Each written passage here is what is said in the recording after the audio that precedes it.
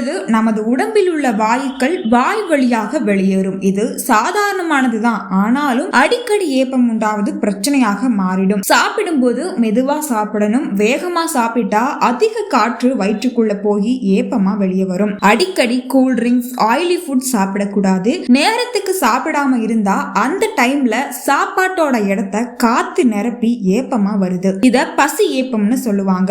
ஏப்பம் அதிகமாகவும் வரக்கூடாது. அப்படி இருந்தா வயிற்றுல புண் இருக்கும். அடிக்கடி ஏப்பம் வருது, கூடவே வயிற்று வலி, நெஞ்சொரிச்சல், மலச்சிக்கலும் இருக்குதுன்னா உடனே டாக்டரை பாருங்க.